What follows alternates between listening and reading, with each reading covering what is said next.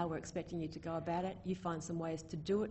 We'll provide feedback, your peers will provide feedback, and that you're really clear on the assessment tasks, and that the assessment tasks are building on what we want you to learn in this course. So there. It's not rocket science, as Glenn has already said, but it's made us much more focused on where we intervene. And of course, it's making us think about pedagogy, andragogy, anything else you want to have a gogy on. We're thinking about, what do we need to do to structure and to create structure and value, because students aren't the experts on their own learning. They are experts on who they are and what they want, but they're not experts on learning theory. It's up to us to be thinking proactively and thinking about where we're going for the 21st century in terms of supporting their learning. And we haven't got the answers yet, but a pedagogy that's flexible and agile, it's adaptable, it's based on inquiry-based or active learning, that's building around structured dialogues. They're the sort of things we need to be thinking about. I'm just going to stick this up, and you're not going to get time to interrogate it, but there's other people who've been thinking about it much more deeply than what we have, and people like Andrew Churches, who teaches at a secondary level, but I think we can learn a lot from the secondary level in the tertiary level because they've been doing it much longer than we have. So go out there and have a bit of a look, but I think it's very interesting that he's thinking about project-based learning, problem-solving skills, a shift to skills-based capability development rather than simply about how people actually can feedback their content understanding to us. We want it to be about applied understanding, about context-shifting understanding, about knowing how to find information, how to actually be able to critically review it, those kind of skills. So that's where we're at, and basically our last point is, why are MOOCs useful even if they've been expensive? Because basically, they're causing reflection and self-assessment within the sector. We're thinking about, well, where to from here? And have we got the wherewithal within the university sector to, in fact, make the changes that really need us, that we really need to make to be in that digital learning environment? We need to pedal a bit faster. So, thanks. What we're going to do now is we're going to launch straight into the next session, which is a follow-on from the India. So we'll have questions for the two sessions at the end. It's my pleasure now to introduce Dr. Kim Blackmore, who's talking to us at this next session about the interplay between assessment type and student participation in the MOOC environment. Dr. Blackmore is a convener of the Digital Learning Project for the ANU College of Asia and the Pacific. And prior to this, Dr. Blackmore founded the Flexible Learning Unit for the ANU College of Engineering and Computer Science. Hi. So this is a bit of a funny order. Perhaps this might have come before the other talk, but so be it. I'll just give you a bit more detail about the MOOC that we put on. So as Glenn and Denise said, multiple perspectives on the topic, multiple different disciplines looking at what we can think about India and engaging with India in the current era. And we had all these different experts, researchers from the ANU.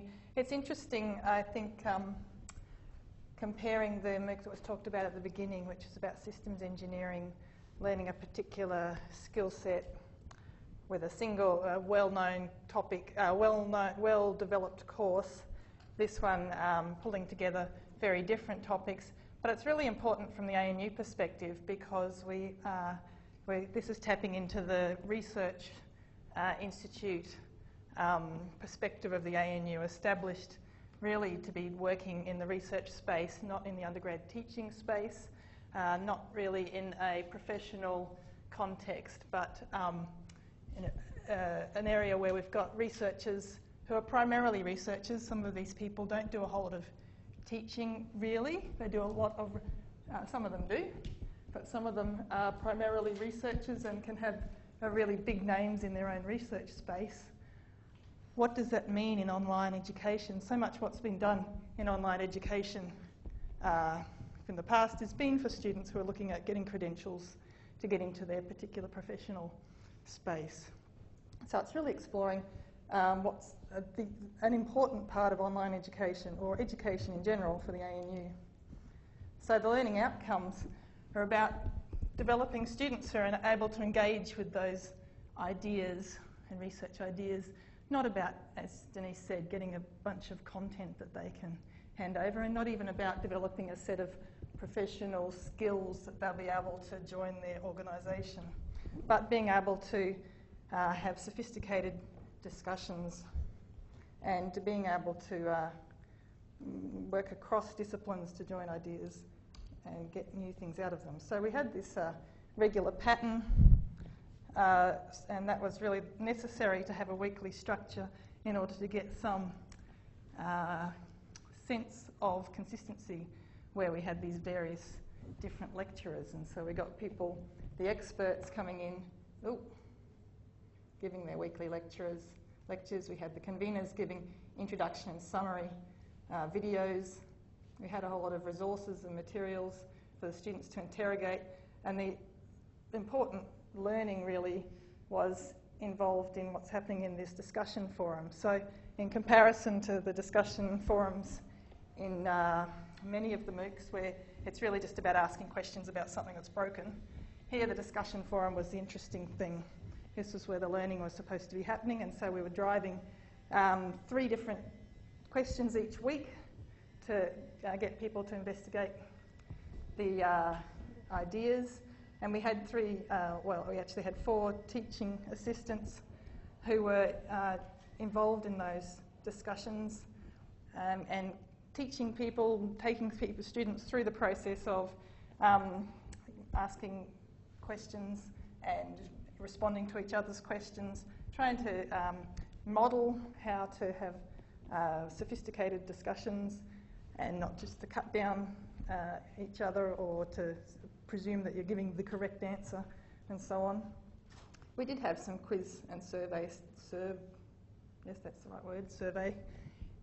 in there, which could be computer graded as well. But the summary video was responsive during the week, so that they were actually created on the fly as the week went on, and in response to what was happening in the discussion forums. So this is the 2 conveners looking who were doing their discussing at the beginning of a week, and that was what that was about. Now, the talk that I wanted to talk about, or the perspective of this talk, was what is success? What would count as success in this MOOC space? And about the time when this MOOC was starting, so early this year, there was quite a bit of talk in the papers about 6% completion rates for MOOCs and so on. And so we had some thoughts at the beginning then, okay, if that's what, people are in the papers saying MOOCs don't really work, people don't finish MOOCs, people just start. The question in my mind is, well, what does it mean that it doesn't really work? And so we went into it with a bit of an open mind about what does working mean in a MOOC environment. Now, we had one perspective on this is we had the bilingual component of the MOOC. How would we know if that works? What does that mean to work?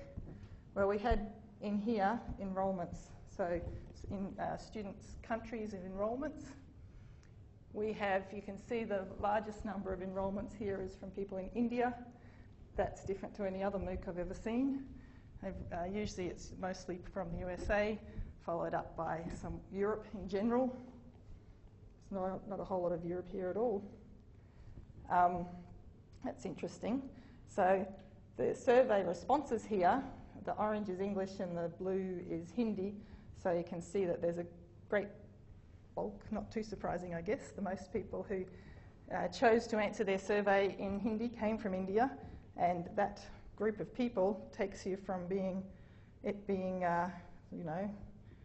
500 and something up to over 600 students involved. We had, this is of the students who answered the entry survey, so it's about 12,000 people answering this survey. Let me see if this link works. No. Let's leave it for later. We'll come back to it later if we have time still. We asked the students about the languages that they speak and their first, second and third language preferences. And of course not everybody has second or third language preferences, but of those that do, they're here. So quite a lot of people had Hindi as their second language or as their first language, and some other languages involved. So I guess what would be the point of having a bilingual MOOC? I think the idea at first was really about, we're talking about India potentially to Indians. It would be culturally sensitive to have the language of the country involved. Maybe it's a symbolic gesture, maybe it's encouraging respectful dialogue. One hope was that it would make the course available to people who couldn't study otherwise. And English is really the language of the internet in general, but that doesn't mean that everybody is comfortable in that language. It's interesting though in India, because English is the language of education, so presumably most people who even know that there exists a MOOC have studied in English before. So in this case, we did see quite a lot of people. Most people still had English as their first language. But we do hope to run the MOOC again in the new year and to get a greater penetration into the Hindi media for advertising. So it will be interesting to see if we get a different group of people who are less confident with their English next time. Most people undertook their assessment in English, but we could see in some cases people accessing material in Hindi. That wasn't always easy to track though in the platform.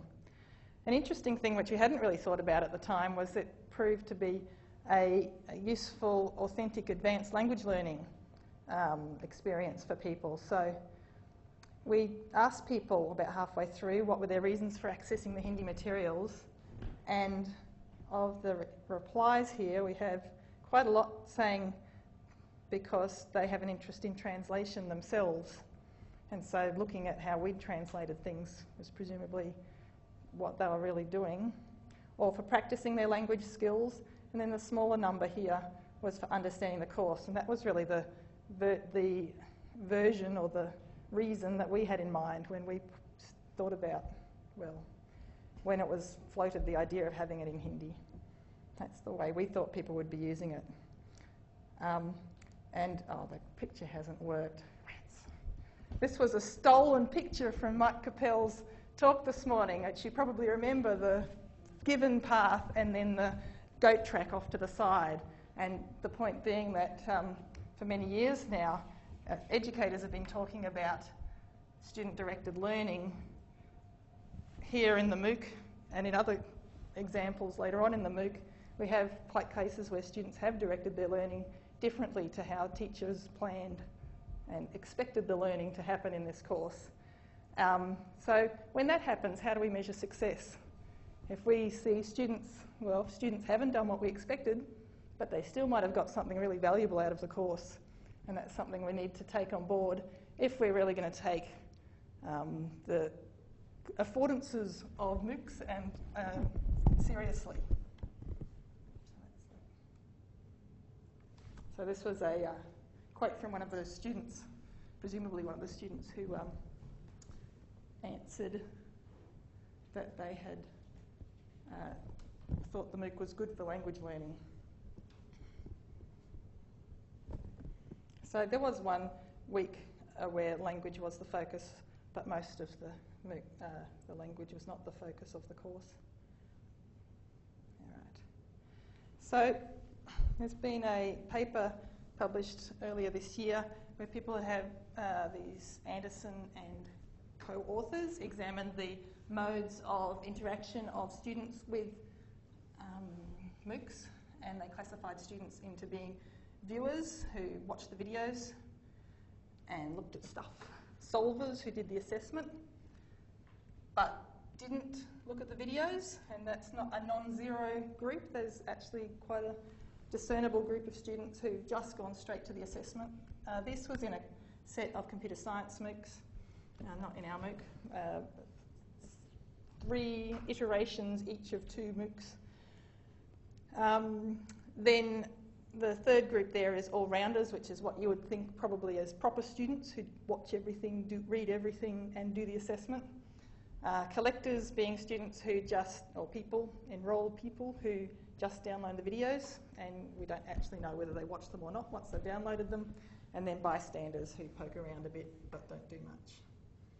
So we had a similar idea to that at the beginning, and so we asked people what they wanted to do. Had 11,000 people sign up for the MOOC, about 2,000, a bit under 2,000 do this entry survey. About 240 here said they plan to do everything but the assessment, so they plan to be viewers. These ones plan to do everything including the assessment, so they plan to be, all-rounders.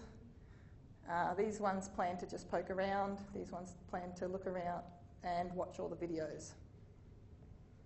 So I guess if you group these two groups at the end, they would be viewers. So planning to be viewers.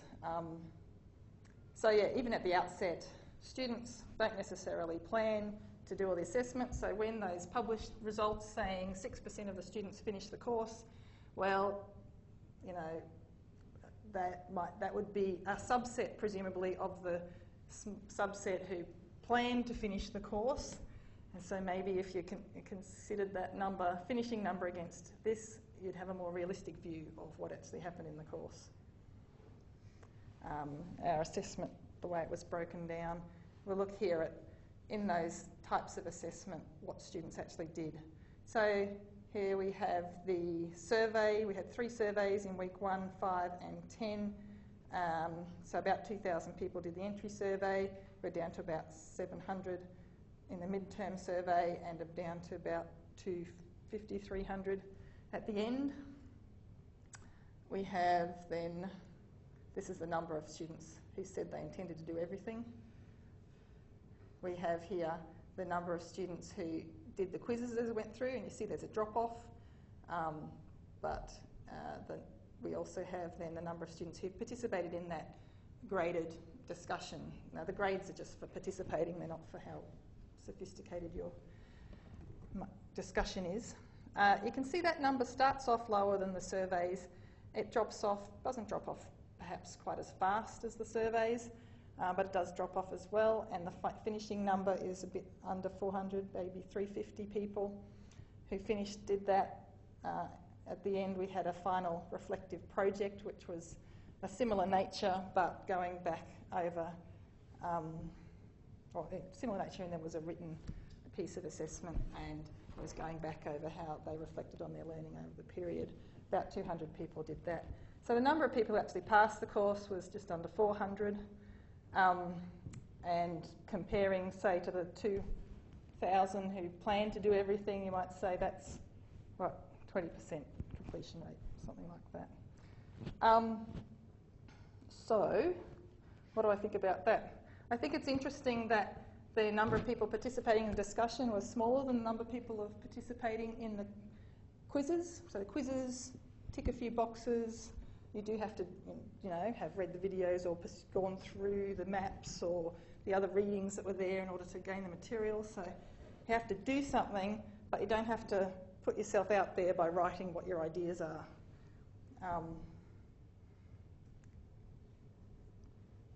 Skipping that.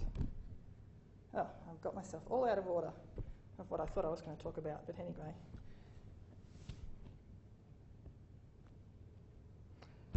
But going back to the learning outcomes, given what we thought was important about this course and we want people to learn, then discussing is actually really what the course is about, and just knowing a few facts is not really what we think is interesting about this course. So we asked the students at the end what they valued about the different things we provided for them to do. So they valued in this order: listening to the videos, looking at the readings, doing their little survey quizzes. I don't understand that. They valued doing those little survey quizzes. Then they valued the videos that the conveners made at the end of the week, where there were some more things to listen to. And then they started to put the things where they were participating in the discussion, doing the reflective project, learning from other students. Now this stuff down the bottom is core business for social constructivism. You know, this is what we would probably say as lecturers or as educators is important for learning to have this kind of interaction. So I think it's interesting that the students rather value, the MOOC students preferred and valued the passive over the active, and the solitary over the interactive. And I wonder what that means. Is it that, as Denise was saying, students are not necessarily pedagogy experts? They don't know what's good for learning? Is it something to do with the MOOC audience, and MOOCs attract people who want to sit back and watch and view a course like a TV series? Is it that the way MOOCs have been designed and set up as sort of video series with some quizzes attached is set up the expectations for what MOOCs should be? Is it something that we should respond to and change the way the course is designed and say, oh, well, students don't really want to interact, we won't bother trying to drive it. It takes a lot of work to have the teaching assistants doing that. We can just put a video up there and let it run its own course. These are different ways we can respond to it. If we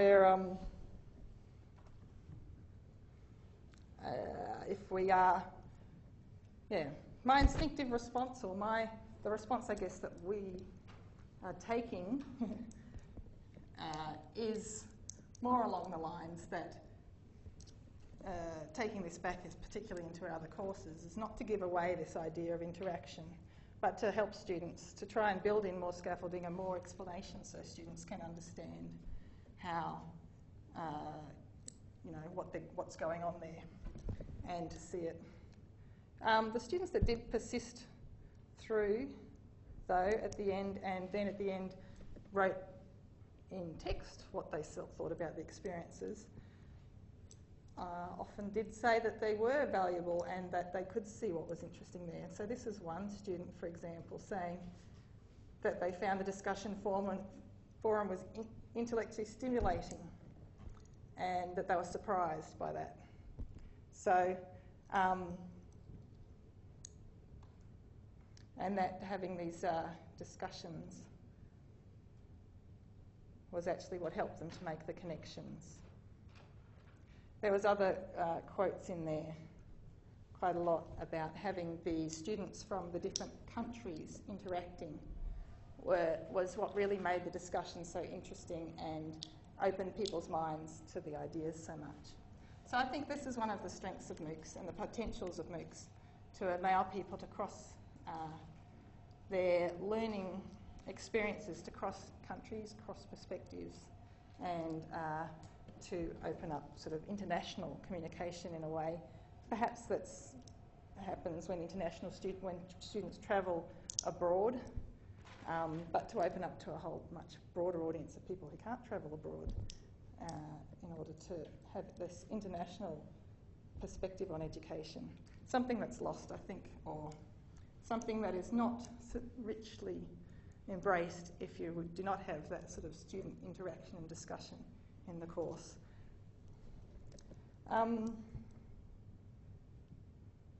see, what have I skipped through in there? Anything I want to talk about? Maybe not, because it's nearly time to finish and there's only a couple of minutes for questions.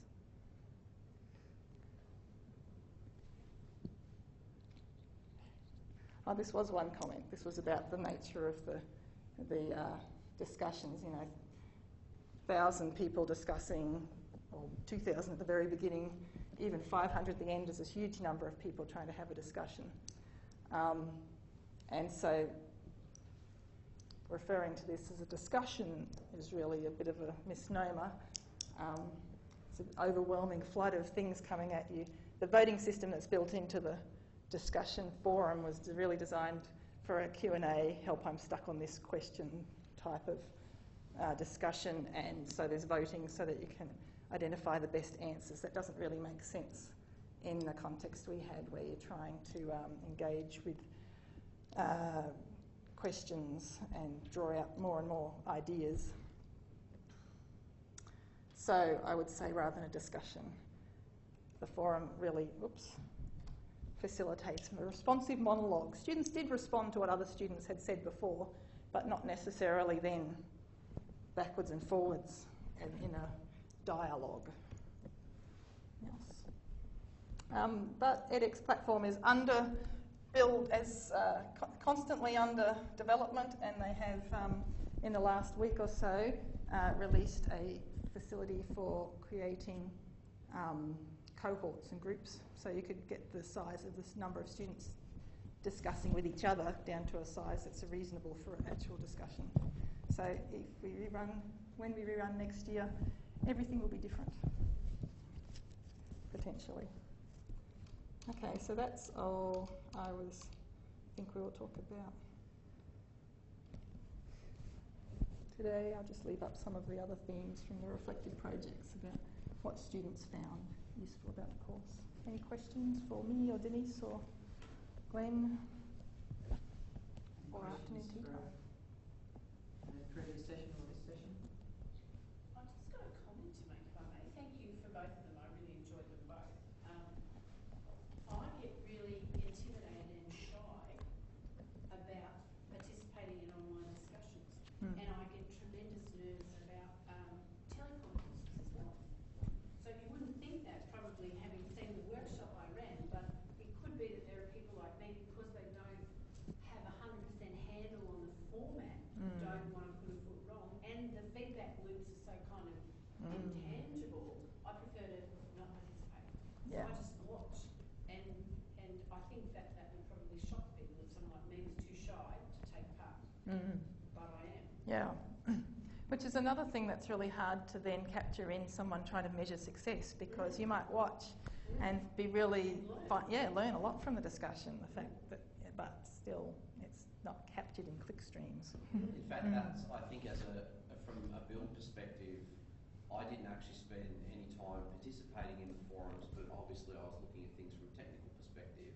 But I found myself getting quite engaged in what people were having to say without actually engaging back with them. So, I think there is a percentage of our audience there that would definitely be doing that. And as Kim said, that's really hard to capture, because obviously it's having an effect on them, but it's really difficult to tell how.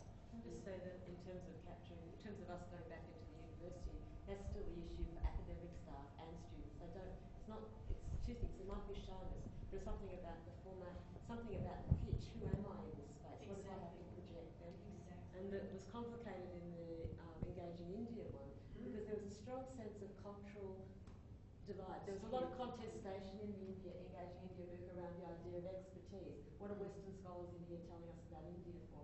So there was a kind of sub-theme. So a lot of the students who are from white Anglo-Saxon backgrounds were very fascinated by the discussion forums, but also wanted to hold back and hear Indian perspectives. And they said that in a lot of the final material that came out. So there's a whole range of interesting things going on around power and voice and presence. So very, very interesting. Yeah. And I think it's probably most people going through the online learning to teach online, it's that learning to manage that interaction and make it a useful learning experience is really the interesting thing, I think, for online learning. To go past the forum construct for doing large-scale engagement. Yeah. But the forum construct is a 30-year-old construct. I haven't seen an educator come up with a way of merging the basic forum construct with some of the social engagement tools that we see now. Because the social engagement tools are totally useless for 2,000, 3,000. My life's getting too short to even remotely think about going through a social forum like that. So the forums are still the biggest single engagement tool, but they haven't progressed. No, that's right. And one thing that we found very frustrating is that people expect including us, expect Facebook level notifications and ability to find out what's happened in the forums. But it was not there at all. So, you can't actually tell when somebody's replied to your post or when there's been new posts in an area that you're interested in. And I think that's really the standard that people just assume is possible. But if you move it into Facebook,